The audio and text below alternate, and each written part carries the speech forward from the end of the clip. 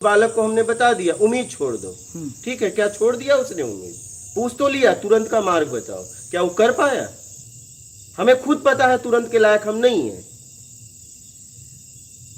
बस हमें पूछना है। तो हमारी जितनी क्षमता हो, जितना मैं कर सकूं, काश मैं उतना पूछता तो मैं धीरे धीरे अपने आप को निकाल लेता।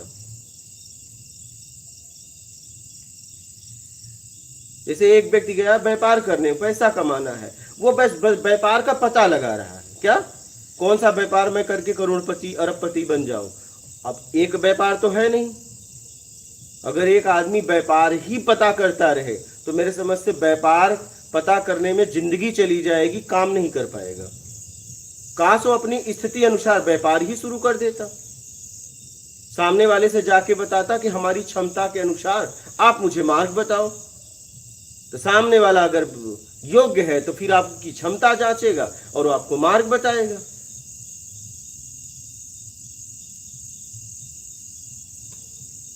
बहुत लोग ऐसे आके आवेश में जाके जीभ काट लिए, कोई हाथ काट लिया, लेकिन हुआ क्या? ऐसे थोड़ी ना होता है।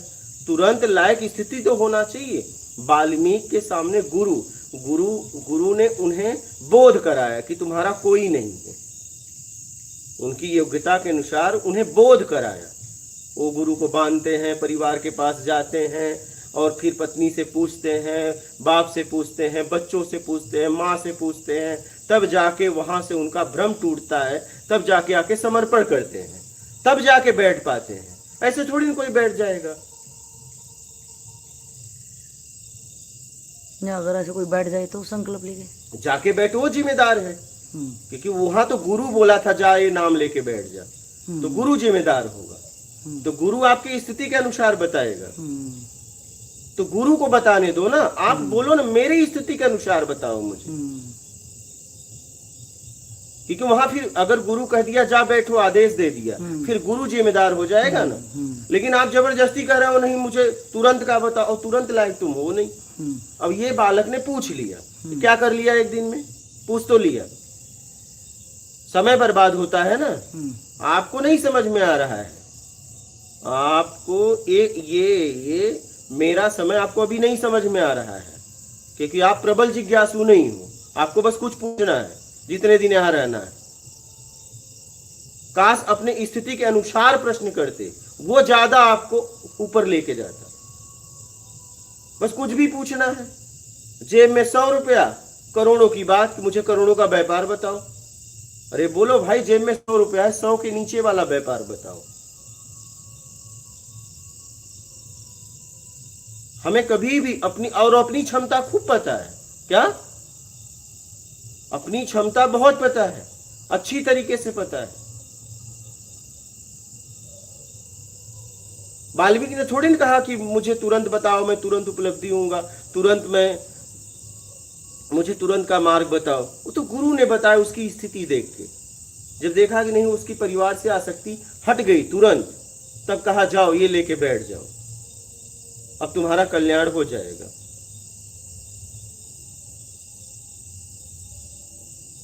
इसलिए कि तुम जाके समझ कर आए हो।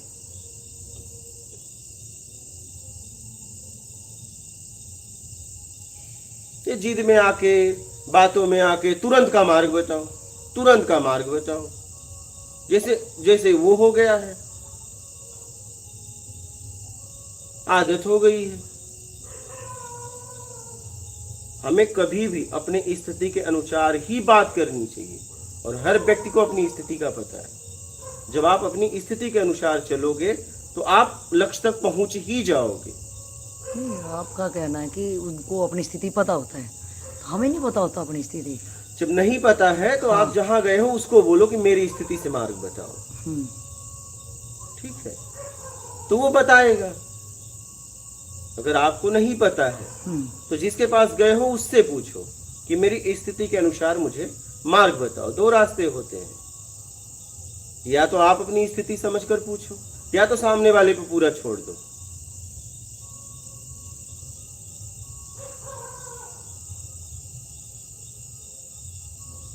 तो फिर प्रश्न नहीं खड़ा होना चाहिए। जब सामने वाले पे छोड़ ही दिया फिर प्रश्न नहीं खड़ा होना चाहिए। फिर आपके स्थिति के अनुसार जैसा बताए अपने आत्मिक कल्याण के लिए करो।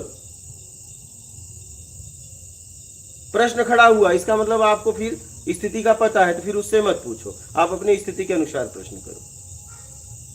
नहीं समझ में आया। स्थिति के अनुसार हमें चलना है, ठीक है। तो हमें तो अपनी स्थिति ही नहीं पता ना।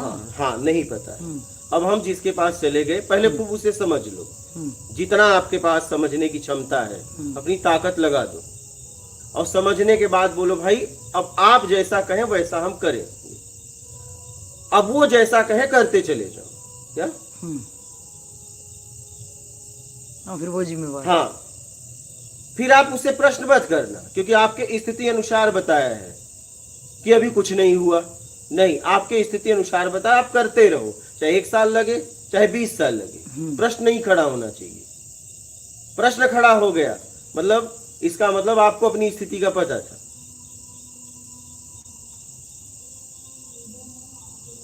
नहीं, हमें अपनी स्थिति का तो तब भी नहीं पता था, हम अगले पे डाउट कर रहे होंगे, हमें अपनी स्थिति तो मैंने क्या कहा, पूरी तरह जांच लो। डाउट में तो हो ही नहीं सकता, डाउट में तो कल्याण हो ही नहीं सकता। मैं इसीलिए तो कहता हूँ खूब अच्छे तरीके से जांच लो किसी को भी। तो आपका कहना है उसको जांच लिया हमने, हाँ, जांचने के बाद वो जैसा कह रहा है ऐसे करो बस। जो मेरा डर है, जो मैंने अपने डर बताया कि अक्ष में कुछ भी हो सकता है, कि प्रारब्धवश शरीर के साथ कुछ भोगना हो, या नेचुरल ढंग की मौत हो, या कुछ भी एक्सीडेंटल हो, कुछ भी सरकम अगर घटे उसे बुद्धि वो हो, तो वो मतलब जो जिसकी गाइडलाइन में आप चल रहे हो वो जिम्मेवार होगा, मैं नहीं हूँ। वो होगा, आप नहीं होगा। अच्छा, मतलब मेरे को कोई मतलब है, अगर वो मेरी स्थिति के अनुसार मेरे ऊपर कोई डाउट नहीं होना चाहिए, संशय नहीं होना चाहिए, संशय नहीं होना चाहिए। हाँ, पहले तो उसने जांच ही लिया ना, अब तो जांचने कुछ है ही नहीं। हाँ। जब जांच लिया उसने और जांचने के बाद ही उसने कोई चीज तय करी है, तो आपका कहना है कि फिर वो जो मेरे को डर है हो गया। फिर वो जिम्मेवार है। फिर अगर वो मुझे जिम्मेदार, अगर आपने पूरी तरह जांचने के बाद पूरी तरह उस पे छोड़ दिया, ठीक है, और उसके मार्गदर्शन अनुसार जो भी कह रहा है वो आप करते रहो, तो वो जिम्मेदार होगा। लेकिन अच्छे तरीके से जांच लो। हाँ, जांचने में जरा सा भी कमी कसर छोड़ना नहीं, हर तरीके से।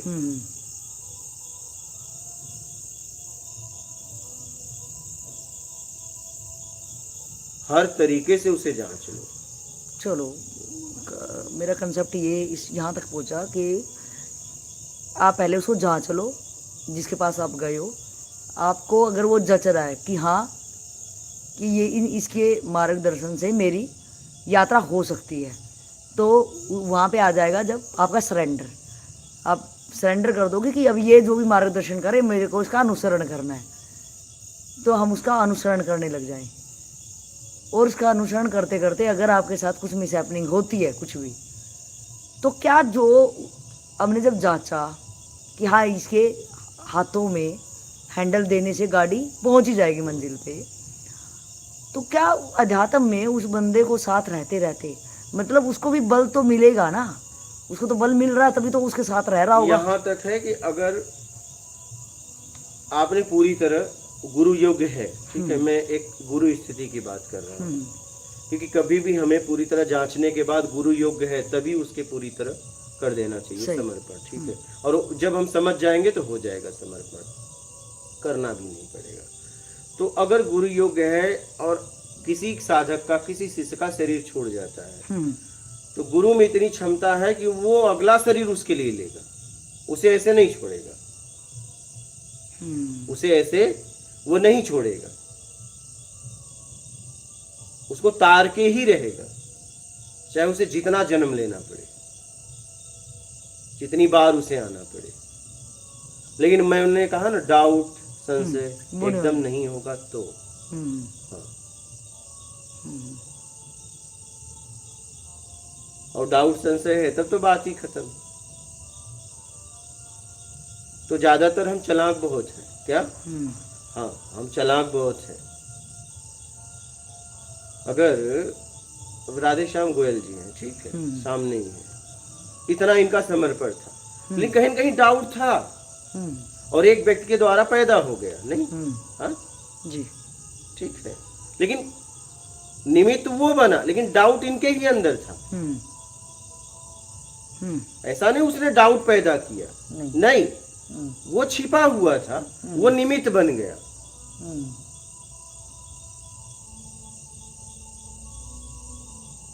तो ऐसे ही हमारे अंदर संशय रहता है, डाउट रहता है, समय आने पे पता चलता है, परिस्थितियां पैदा कर देती हैं कि देखो डाउट था। अगर पूरी तरह एकदम संशय गुरु योग्य नहीं है, पूरी तरह आपने उसे समझ लिया और डाउट एकदम नहीं है, संशय एकदम नहीं है, आप उसके बताए हुए मार्ग पे पूरी तरह चल रहे हो, तो अगर आपका शरीर छूट भी गया तो वो पक्का आपके लिए शरीर लेके आएगा जहां भी आप रहोगे, वो आपका कल्याण करेगा ही करेगा, वो भी आपको नहीं छोड़ेगा, वो भी आपको नहीं छोड़ेगा। जैसे कोई मानव है, प्रशासन से कानून से कोई मतलब नहीं है, लेकिन अगर उसने कोई अपराध कर दिया तो वो प्रशासन का पूरा वो रहता है, पोस्ट बदलती रहती है, ठीक है, लेकिन प्रशासन का पूरा वो रहता है कि दुनिया के किसी कोने में उसे पकड़ लो, दुनिया के किसी कोने में हो उसे पकड़ो, उसे लाओ, क्योंकि उसके द्वारा अपराध हो गया, ठीक है, वो कहीं भी हो उसे लाओ, कैसे भी करके पूरा कानून उसके पीछे लग जाता है, ठीक है। तो वैसे ही आपके पास डाउट नहीं है, संशय नहीं है, गुरु पद पे वो है, तो अगर आपका शरीर छूटता है तो वो फिर आपके लिए आएगा, वो आपको बिना तारे वो आपको छोड़ेगा ही नहीं। ये रामकृष्ण परमहंस की भी वाणी है, उन्होंने कहा कि जैसे शेर के जबड़े में मांस आ जाए वो छोड़ता नहीं, वैसे गुरु के हाथ में अगर एक बार तुम आ गए तो वो तुम्हें छोड़ेगा नहीं, अगर तुम शिष्य हो तो, अगर शिष्य हो तो। ये रामकृष्ण परमहंस की वाणी है। अब हमें पता कैसे चलेगा हम शिष्य हैं कि नहीं? शिष्य हैं जब आप अपने आत्मिक कल्याण के अलावा आपको कुछ भी नहीं चाहिए, तब आप शिष्य हो। और अगर आपको कुछ और चाहिए आप शिष्य नहीं। जैसे अब ये है मैं आत्मिक कल्याण करके आऊंगा, तो आत्मिक कल्याण करके क्यों जाओगे? जहां आत्मिक कल्याण होगा वो बताएगा ना कहाँ जाना है। तो ये तो तय करके आए हैं आत्मिक कल्याण करके आऊंगा, तो आत्मिक कल्याण करके वहीं जाओगे। तो इतना अच्छा जगह था छोड़ा क्यों? ये तो जहां से आत्मिक कल्याण होगा, आत्मिक कल्याण के बाद पता चलेगा ना आगे कहाँ जाना है। तुमने तो अभी तय कर लिया आत्मिक कल्याण के बाद उसी नरक में जाना है। अब ये कल्याण कैसे होगा? क्योंकि ये बांध के ही तो आए हैं अपने आप को कि मैं आत्मिक कल्याण के बाद वहीं जाऊंगा। और ये कहीं ना कहीं आसक्ति भी नहीं मुझे नहीं होगा ही नहीं। हाँ, क्योंकि आत्मिक कल्याण के बाद तो तुम आगे जाओगे, लेकिन तुमने कह के आए हो कि मैं आत्मिक कल्याण के बाद आऊंगा, तो आत्मिक कल्याण के बाद तुम वहीं जाओगे, तो इसका मतलब तुम उस जगह को छोड़ा ही नहीं हो। तो आत्मिक कल्याण कभी हो ही नहीं सकता।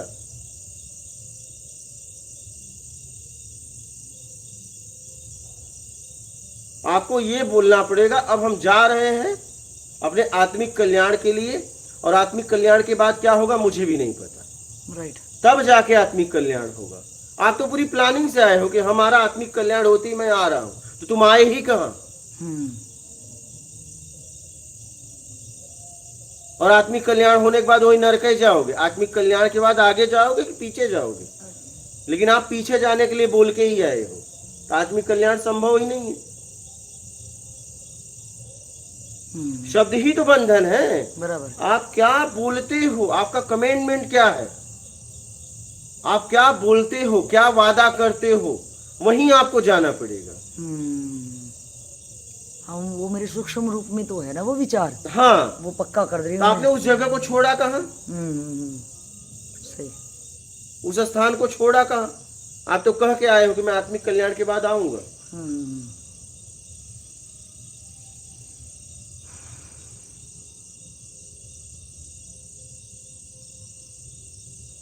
तो ये आत्मिक कल्याण की बात क्या होगा हमें पता है?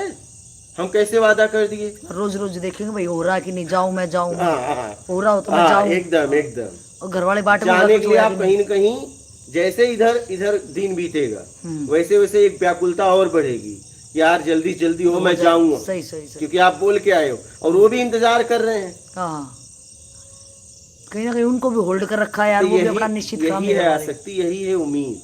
हम्म, ऐसे ही व्यक्ति फंसा हुआ है। हम्म। इसलिए शब्दों को बहुत सोच समझ के बोलना चाहिए, सूझबूझ के साथ बोलना चाहिए कि ये शब्द बंधन है कि मुक्ति है।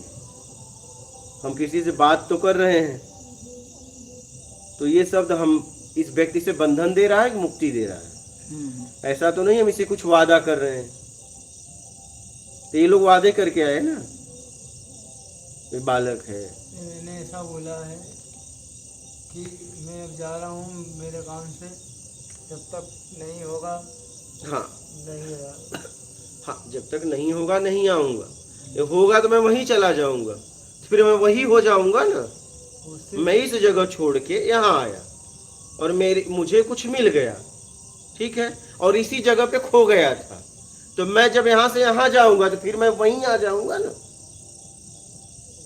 अब उसे कैसे छोड़ेंगे, वो बंधन से कैसे? ये बात समझ में आ रही है? सही। कि इस जगह पे मैं था, मैं यहाँ आया, ठीक, तो मैं यहाँ आया जिसलिए आया था, हो गया, और फिर मैं वहीं गया तो फिर मैं वही हो जाऊंगा ना। लेकिन ये होने होने वाली बात भी तो अपने हाथ में नहीं है ना, कितना टाइम मुझे लगेगा, कोई वही क्लास तो है नहीं, ये मुझे पता है कितने दिन में आ रहा हूँ लौट के। अच्छा, अब पता चला कि जिनसे आप वादा करके आए हो वो कहीं निपट लिए, तो फिर उनसे भी मिलना है, क्योंकि वो तो आपका इंतजार ही कर रहे थे। एकदम सही। अब उनके लिए आपको जन्म लेना पड़ेगा। मैंने ऐसा बोला, इंतजार मत करना मेरा। नहीं, ये सब आपकी बात नहीं हो रही है, मैं तो सिर्फ बता रहा हूँ, व्यक्तिगत आपकी बात नहीं हो रही है। यहाँ पे लाइव लोग सुन रहे हैं, हम कैसे फंस जाते हैं, मैं वो आपको बता रहा हूँ। अगर इसे फंसे तो फिर इससे कैसे मुक्त होंगे? भाई जितने लोग मेरे हैं आप उन्हें ये कह दीजिए, ठीक है, अगर आपकी जिम्मेदारी दायित्व है तब तो वहीं रह के कल्याण करो, और अगर आपने ऐसा कुछ लिया नहीं है तो आप ये कह दो कि हम जा रहे हैं अपने आत्मिक कल्याण के लिए, क्या होगा मुझे पता नहीं, क्योंकि क्या होगा मुझे क्या पता। बराबर, ठीक है? पहली क्लास है हाँ। मेरी तो। ये मेरा आखिरी मिलना है मेरे तरफ से, क्या अभी वापस जाके ऐसा बोल के अब वो आप देख लो, बोलना पड़ेगा बेटा, बोलना ही पड़ेगा, नहीं तो वो तो इंतजार कर रहे हैं, क्योंकि आपने बात किया तो वो व्यक्ति वही कहा। हाँ भैया, वही बोले इनके भैया। हाँ, वो तो इंतजार कर रहा है ना कहीं न कहीं मानसिक आपका। ऐसा बोल के फिर से आना पड़ेगा। अब देख लो, मैं तो आपको बता रहा हूँ कि कैसे बंधन देता है शब्द।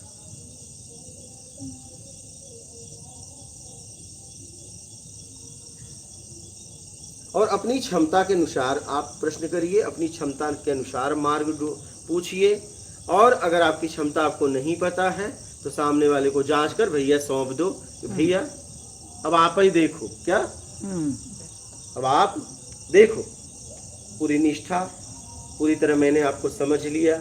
आप उसके साथ एक दिन क्या कई साल रहो, एक ही दिन 2 दिन में मत फैसला ले लो, क्या सही। लेकिन जब छोड़ दो ना तो छोड़ दो। द्रौपदी ने शुरू में भगवान को नहीं बुलाया,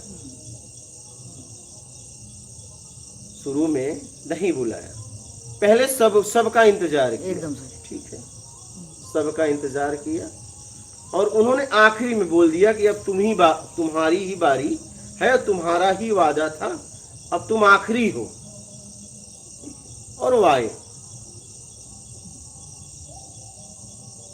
वो आ गए। और अगर शुरू में ही बुला लेती तो सबका औकात पता नहीं चलता, एकदम सही। सबका औकात पता नहीं चलता। तो मैं ये कहना चाहता हूँ कि जिसको आप कहने वाले हो कि सब कुछ आपके हाथ में, तो ये तुरंत आवेश जज्बात में आके पहले दिन मत कह दो, एकदम सही। उसके साथ 1 महीना 1 साल 2 साल रहो, आराम से जांच रहे हो। पहले खूब रहो, खूब समझ लो, हम्म, लेकिन जिस दिन आप उस पूरी तरह छोड़ो, और देखो छोड़ने के बाद वो भी स्वीकार करता है कि नहीं, हाँ वो ये स्वीकार नहीं करेगा तो नहीं होगा। मैं अभी समझू भी क्या मैं अभी तो मेरी क्षमता से समझूंगी। अभी तो तुमने जांच कर उसे कहा है कि अब आपके हाथ में, हाँ। अब वो भी जांचेगा ना। बिल्कुल बिल्कुल अब बिल्कुल। उसकी परीक्षा चालू होगी जब आप ये कह दोगे कि आपके हाथ में, ठीक है, आप जैसा करो कहोगे वैसा मैं करूंगा, करूंगा, सही। तो अब वहां से तुम्हारी परीक्षा गई, अब उसकी परीक्षा की शुरुआत हो गई। अब वो पता नहीं वो कितने साल में आपको स्वीकार करेगा, ये भी पता नहीं, लेकिन जब वो स्वीकार करेगा तो कल्याण उसी क्षण पक्का हो गया, वाह। पक्का हो गया। अब तुम्हारी जिम्मेदारी खत्म हो गई, अब उसकी जिम्मेदारी हो गई।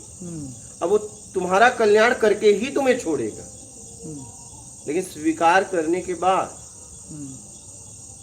तुम्हारे सिर्फ स्वीकार करने से कुछ नहीं होगा। नहीं, हम तो किसी को भी स्वीकार कर लेते हैं, कुछ भी मिल जाए हमें तो। हम तो ऐसा लगता है पागल जैसे हो रहे हैं। हाँ, एकदम। हम तो गले सड़े केले कोई भी मिल जाए उनको भी स्वीकार। हमारी क्षमता जितनी होती है, कोई बंदा रेडी पे गया तो कोई 100 रुपए दर्जन वाले केले पसंद करता, अपनी स्थिति के अनुसार तो करता, तो मैं क्या जांचूंगी ये क्या, ये सही है क्या गलत है। हाँ, लेकिन अगर वो आगे से मैंने, अगर ये बात सही है कि काफ़ी लंबे टाइम तक अगर जिज्ञासु है तो देख लो कि सिस्टम क्या है, मेरी तासीर के अनुसार है कि नहीं। अब भक्ति मार्ग वाला आया तो उसको तो कुछ सेट नहीं बैठेगा। तो एकदम पहले गुरु लोग अपने पास कोई भी आत्मिक कल्याण के लिए आता था तो 12-12 साल रखते थे। कहते थे 12 साल तक तुम्हें हम जांचेंगे, क्या तब बोलेंगे तुम्हारा कल्याण होगा कि नहीं। तो 12-12 साल के बाद परीक्षा लेते थे।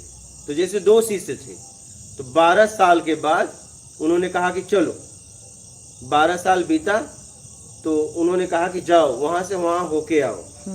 तो रास्ते में गुरु ने कांटा बिछा दिया था, क्या? अच्छा जी, कांटे। हाँ, तो एक शिष्य डाक गया, एक शिष्य ने पहले उन्होंने कुछ मंगाया था उसी रास्ते से, तो एक शिष्य ने डाक गया और एक शिष्य कांटा हटाया और आगे बढ़ा।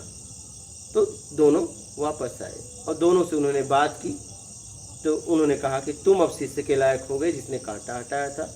बोले तुम 12 साल और साधु, अभी तो शिष्य के लायक नहीं हुए। शॉर्टकट मारा हाँ, था हाँ, कि मेरे लिए हो जाए, बस हाँ, छोड़ो। ठीक है। तो कहने का मतलब आप ये मत समझना कि आप ही जांचोगे, आपको स्वीकार करने के लिए गुरु भी जांचेगा। इसलिए कि अगर एक शिष्य, अगर आप स्वीकार करते हैं और उसका कल्याण करने की क्षमता आप में नहीं होती, 100 गौ हत्या का पाप लगता है। कितना? 100 गौ हत्या का पाप, अगर आप में क्षमता नहीं है तो। क्योंकि शिष्य को तो पता नहीं है ना, शिष्य तो अबोध है। अबोध है, बिल्कुल। अगर आपने शिष्य रूप में उसे स्वीकार कर लिया और आप में क्षमता नहीं थी कल्याण का, ठीक है, तो आपको 100 गौ हत्या का पाप लगेगा, आपको, शिष्य को नहीं, गुरु को। इसलिए गुरु पहले बहुत जांचता है पूरी तरह, इसके बाद शिष्य के रूप में स्वीकार करता है। और गुरु ने स्वीकार कर लिया तो बात हो गई खत्म।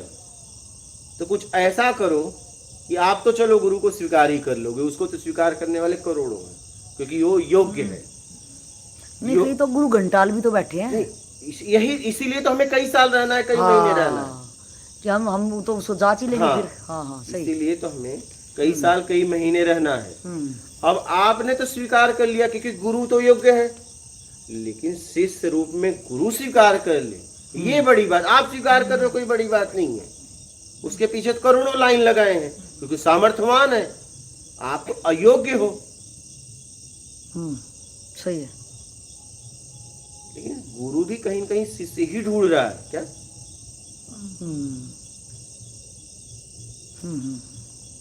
लेकिन शिष्य कौन? जिसे आत्मिक कल्याण के अलावा कुछ नहीं करना है। अब जैसे इन्होंने कह दिया कि हम आत्मिक कल्याण के बाद आएंगे, तो जिसके द्वारा आत्मिक कल्याण होगा हमें उससे पूछना चाहिए अब हम क्या करें। हाँ, सही बात। समझना? हाँ, जिसके द्वारा हमारा आत्मिक कल्याण होगा हम उससे पूछेंगे कि आगे क्या। लेकिन हमने कहा कि हम आत्मिक कल्याण के बाद आएंगे उसी नरक में, तो कल्याण तो होगा ही नहीं। कि तुम एकदम चालाकी से आए हो। हाँ, गुरु के पास ऐसे कोई टॉफी थोड़ा ना लेके भाग जाना है हमने वहाँ पे, एकदम सही।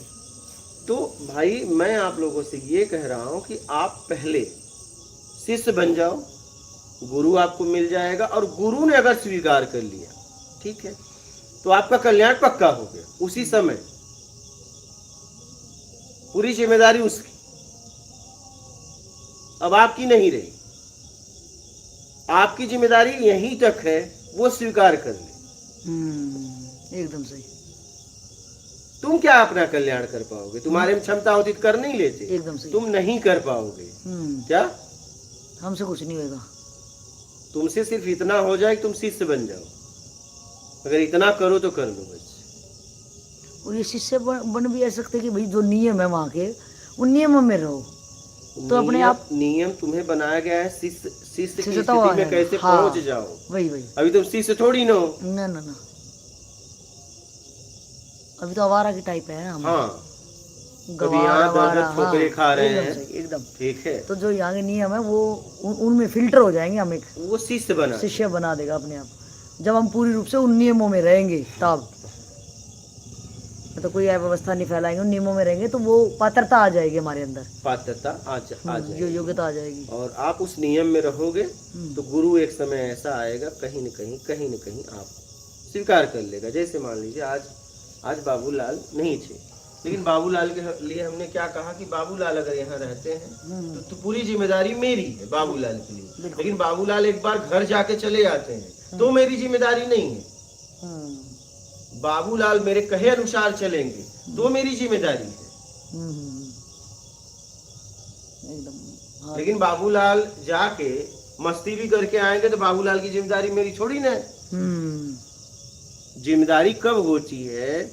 जब आप पूरी तरह उसके पास हो जाते हो। आप नहीं थे, आपके बारे में, सबके बारे में बात हो रही थी, तो आपके बारे में भी बात हुई, आप वहां नहीं मौजूद थे। तो हमने यही बात कहा कि भाई अगर इन्हें कुछ होता है, चाहे बीमार हो चाहे कुछ हो, तो उसकी जिम्मेदारी मेरी, चाहे मैं किसी से सबकी, अगर ये मेरे बताए अनुसार चल रहे हैं पूरी जगह 100 में 101%, तो पूरी जिम्मेदारी मेरी फिर। लेकिन अगर 1% भी इधर उधर हो गए तो मेरी जिम्मेदारी खत्म हो गई। मतलब जो आपके नियम है उसमें रहना है, बस उसमें रहना। हाँ। क्योंकि अभी मैंने पूरी तरह इन्हें स्वीकार नहीं किया, अभी तो मैंने इनको नियम में रखा है। हाँ, शिष्य तो और मैंने उनको बोल भी दिया था अगर तुमने कुछ इधर उधर किया तो मैं आगे नहीं मिलूंगा, बोला था पुरानी वीडियो में। हाँ, मैंने पहले ही बोल दिया। तो अगर ये पूरा रहते हैं, अभी तो मैं इन्हें स्वीकार ही नहीं कर पाया, अभी तो ये चल रहे हैं, योग्यता ला रहे हैं शिष्य होने की। अभी तो नियम में रह के अगर आप एक बार शिष्य बन गए और गुरु ने स्वीकार कर लिया तो बात खत्म हो गई। ऐसा कुछ करो कि गुरु स्वीकार कर ले। गुरु को भी तो शिष्य चाहिए, लेकिन गुरु को शिष्य ही चाहिए। शिष्य का ही कल्याण हो सकता है। शिष्यपन आप में है ही नहीं है, कल्याण होगा ही ना, हो ही नहीं सकता। एकदम राइट। शिक्षक कितना भी अच्छा पढ़ाता हो, लेकिन अब मंदबुद्धि बालक ही उसके पास पहुंच जाए, वो क्या करेगा? आप चलिए, आप प्रोफेसर हो, चलिए आप ही, अगर आप ही को ही पढ़ाना हो, मंदबुद्धि बालक हो, तो क्या आप उसे पढ़ा सकते हो? अपना तो इस्तीफा दे देंगे भाई। हाँ, हाँ। देखिए, अगर आप योग्य हो तो आपको भी योग्य चाहिए, एकदम सही, तभी आप उसे पहुंचा सकते हो लक्ष्य एकदम। लेकिन अब कहो यार मंदबुद्धि बालक है, उसे कुछ याद ही नहीं हो रहा है, भूल जाता है, तो आप कितना भी अच्छा पढ़ा के अच्छा क्या करोगे? कुछ नहीं कर सकते, अपनी एनर्जी वेस्ट करते रहेंगे। हाँ। और वो प्रेशर में आ जाए और ज्यादा मंदबुद्धि हो जाएगा एकदम। तो गुरु को भी शिष्य चाहिए, उसे भी शिष्य की तलाश है। वो भी शिष्य की तलाश कर रहा है, क्योंकि उसके पास कुछ है, शिष्य को ही देना चाहता है। वो लेके क्या करेगा? वो लेके क्या करेगा? आज ये प्रोफेसर है तो ये प्रोफेसर बनकर ये अपने लिए कुछ की क्या? किसी को पढ़ाया ना। आपकी पढ़ाई किसके काम? आपके काम थोड़ी ना है। जैसे आपकी वकालत है तो किसके काम? समाज के काम ना। तो वैसे ही गुरु अगर पद पे कोई हो गया तो उसका ज्ञान किसके काम? समाज के काम। हाँ, वो अमृत उसमें उड़ेलेगा जो पातर होगा। एकदम। जो शिष्य पूरा होगा, इधर उसकी खोज है तो इधर उसकी भी खोज है। हाँ लेकिन वो जो आपने नियम बनाए वो पात्रता, हम उस नियमों में रह के वो पात्रता ला सकते हैं। हाँ, जैसे रामकृष्ण परमहंस ने स्वामी विवेकानंद को सब दे दिया, औरों को क्यों नहीं दिया? और ऐसा नहीं पहले दिन दे दिया, कितना जांचा, स्वामी विवेकानंद ने भी जांचा। लेकिन स्वामी विवेकानंद जब पूरी तरह जांचने के बाद तो पूरी तरह वो कर देते हैं, तब उन्हें वो देते हैं। तो गुरु भी तो जांचेगा, आप ये मत समझ आप योग्य होके गुरु को जांच रहे हो, गुरु योग्य होके आपको नहीं जांचेगा। एकदम सही। आप अयोग्य होके योग्य को जांच रहे हो क्या? सही। जांचना भी जरूरी है, क्योंकि मेरे जीवन का सवाल है। जांचना ही चाहिए, वो तो जांचना ही चाहिए। पानी पियो छान के, गुरु करो जान के। सुना है ना? आपसे ही सुना है। हाँ, पानी पियो छान के, कहने का मतलब अगर पानी गंदा पिए तो अनेक तरह के रोग पैदा कर देगा। गुरु, पानी पियो छान के, गुरु करो जान कर। अगर गुरु आपने ऐसे ही जाके बना तो लेते हैं ना, पहले दिन गए गुरु साष्टांग, तो फिर हाँ तो फिर होता क्या है? होता क्या है? नर्मदे हर चल अपने घर। तो पहले तो आप पूरी तरह शिष्य हो कि नहीं ये जांच लो, तब आपके सामने गुरु ही टिकेगा। पहली बात तो ये, आपको ये बात बता दूं, अगर आप पक्के शिष्य हो तो गुरु के अलावा किसी की ताकत नहीं तुम्हारे सामने टिक जाए। और अगर आप नकली खुद हो तो आपके सामने नकली ही टिकेगा, असली का तो काम ही नहीं है आपका, क्योंकि असली तो साफ साफ बोलेगा। हाँ, जिज्ञासु तेज होगा तो वो भी तो छान देगा ना उसको। हाँ। अगर वो कहीं से कॉपी पेस्ट मार रहा है तो वो भी हिल जाएगा एक बार। तो वही जिज्ञासु पहुंच गया अपनी जिज्ञासा असल लेके, तो वो यही देखा भाई दूसरे की वीडियो में क्या बोला, वही मैं कॉपी पेस्ट मार दूं। तो शिष्यपन का भाव अपने अंदर लाओ, पहले तो आप शिष्य पूरी तरह।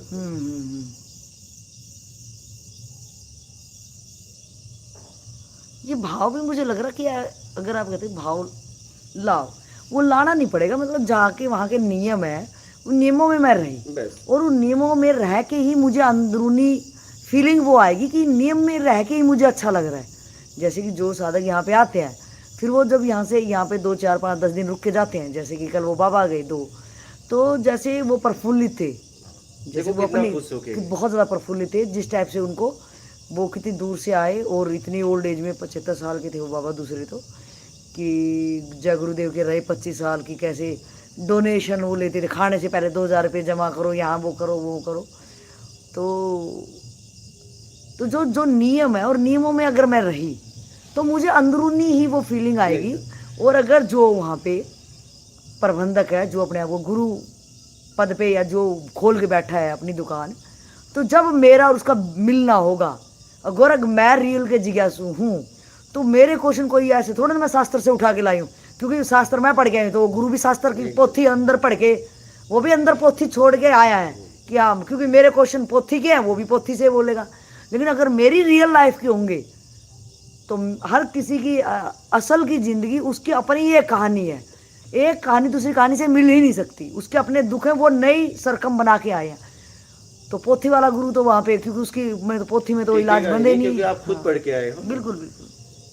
मैं आपको बताऊं कि आप लोग तो पता नहीं प्रश्न उत्तर के बाद भी संशय हो जाता है। मैं तो पागलों से पूछता था, भिखारियों से, ठीक है, बैठ जाता था, उनके ऊपर भी मुझे संशय नहीं था। क्या? तो आपको कैसे पता चला आंसर सही है नहीं है?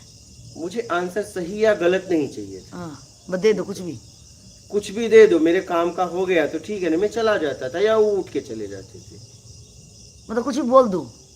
मैं पूछ लेता था आप कैसे हो।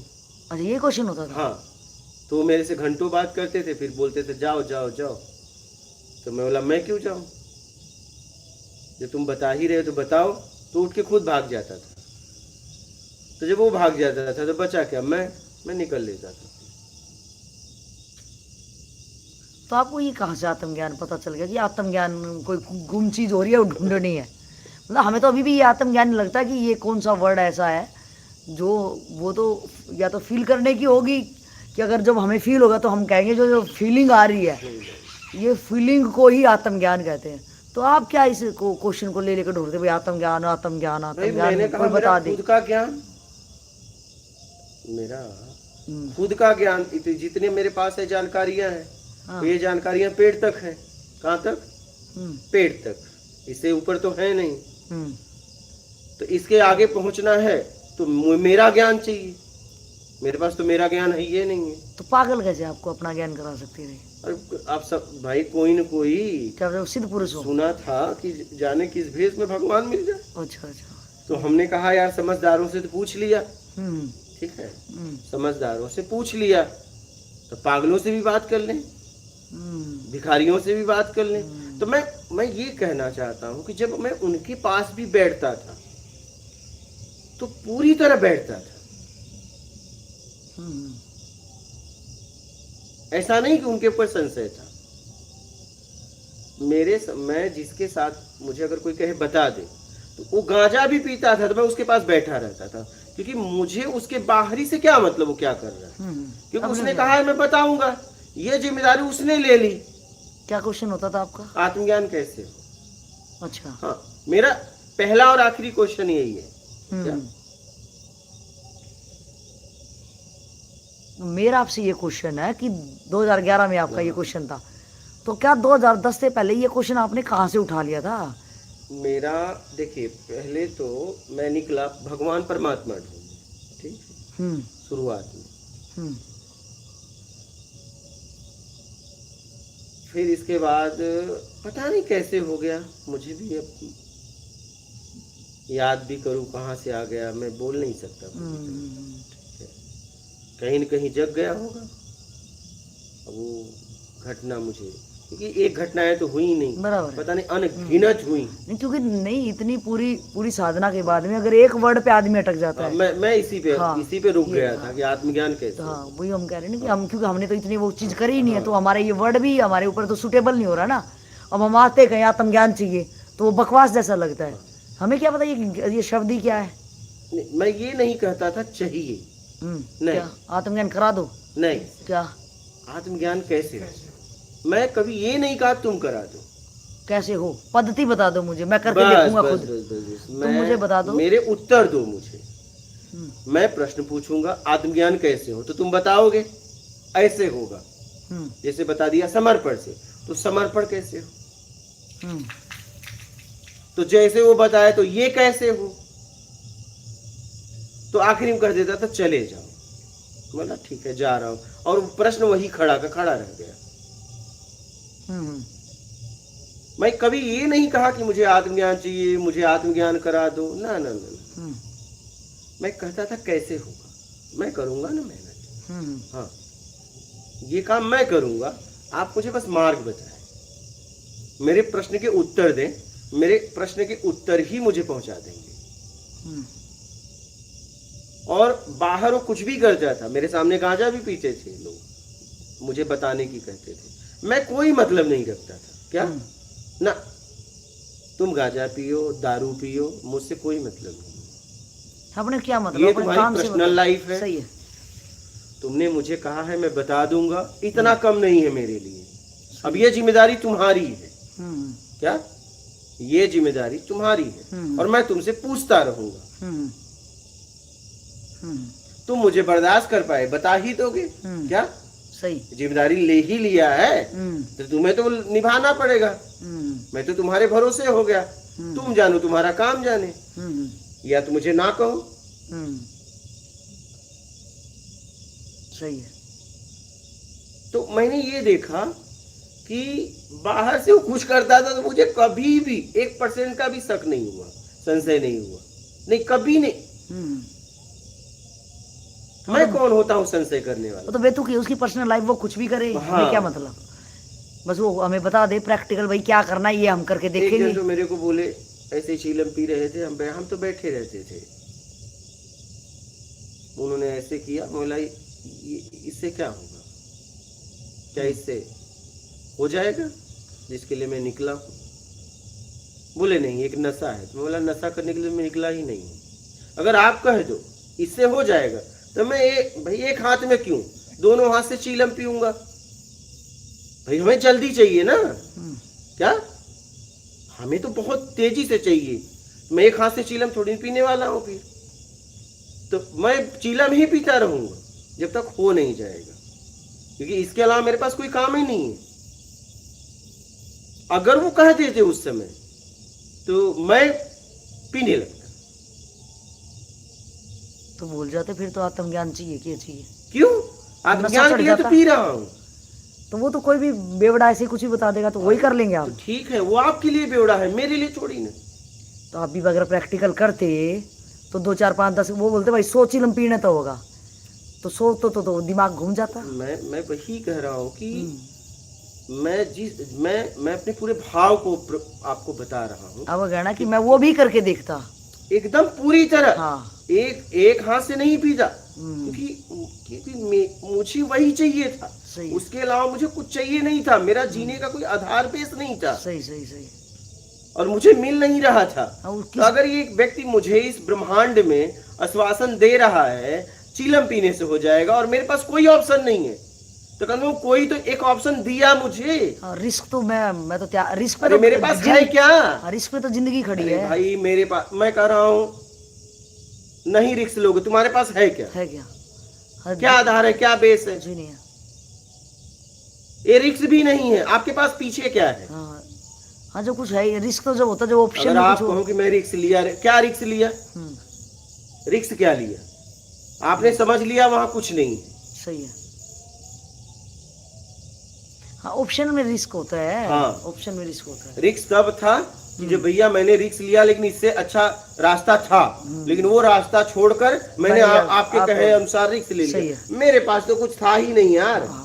तुम गांजा क्या चरस पिलाओ, अफीम पिलाओ, पिएंगे। अरे क्या करें, कुछ है तो है नहीं। थक तो गया हूँ क्या? कम से कम या तो मुझे ये पहुंचा देगा या मार देगा। सही है। क्योंकि तुम मरने का रास्ता तो बता दिया। या तो मार देगा या तो पहुंचा देगा, और क्या कर सकता है? क्योंकि मेरे पास भी कोई ऑप्शन नहीं है। अमर तो मैं वैसे, और मैं रिस्क थोड़ी ले रहा हूं। मेरे पास है क्या रिस्क लूंगा? मेरे पास है क्या? परिवार से लगाव नहीं, नाम शोहरत पैसा चाहिए नहीं, आश्रम बनाना नहीं है, गुरु बनना नहीं है, शिष्य बनना नहीं है। कोई मैं तो कहता कि नशेड़ी भी नहीं बन पाया, गृहस्थ में जा नहीं पाया, तो मेरे पास है क्या कि मैं रिस्क लूं? गुम होने को मैं ना करूं तो रिस्क है। एकदम नहीं करूं तो रिस्क है। मैं क्या करूंगा फिर? एकदम जिंदगी तो नर्क हो जाएगी। एकदम कम से कम चीलम गांजा मुझे मार तो देगा, एकदम, क्योंकि मेरे पास जीने का आधार बेस नहीं। लेकिन ये पूर्णतः पता है कि ये पीने से होगा तभी पीऊंगा, नशा में नहीं करूंगा। तो उन्होंने हटा लिया, उनकी हिम्मत नहीं हुई वो दे दे। लेकिन मैं नशा नहीं करूंगा, मैं पीऊंगा तो आत्मज्ञान के लिए ही पीऊंगा, ये पक्का है 101%। रिस्क तो तब है जब मैं बात ना मानूं। क्या? एकदम सही। इसका मतलब है मुझे चाहती ही नहीं है उसको। हाँ एकदम सही है। अरे मरता क्या ना करता। एकदम सही है। आदमी का सामान जब खोता है ना, तो इतना बड़ा सामान है लेकिन इतनी बड़ी हांडी में ढूंढने लगता है। एकदम एकदम। हाँ एकदम। जब उस सामान की बहुत जरूरत है, जिंदगी में सबसे जरूरत है, तो कहीं भी ढूंढता है। जहां नहीं खोया है वहां भी ढूंढता है। हाथी को भी सुई की नोक में ढूंढता है। समझ रहे हो? बिल्कुल सही। लेकिन जब पक्का चाहिए तो, और उसके ऑप्शन है तो वो नहीं ढूंढेगा, कहेगा चलो इससे काम चलाओ। हाँ चला लेगा वो। तो मैं ये कहना चाहता हूँ कि मेरे पास ऑप्शन ही नहीं था। अगर मैं नहीं करता तो रिस्क था, जीने का आधार बेस नहीं था मेरे पास। मैं करता क्या? सही। मैं तो रो रहा था, चिल्ला रहा था। भाई इतना भी समझ में आ गया था कि आत्महत्या भी पाप है। अब वो भी नहीं हो सकता। ये भी मैं नहीं कर सकता, तो मैं तो कहीं के लायक नहीं रहा। तो नहीं बात मानता तो रिस्क था।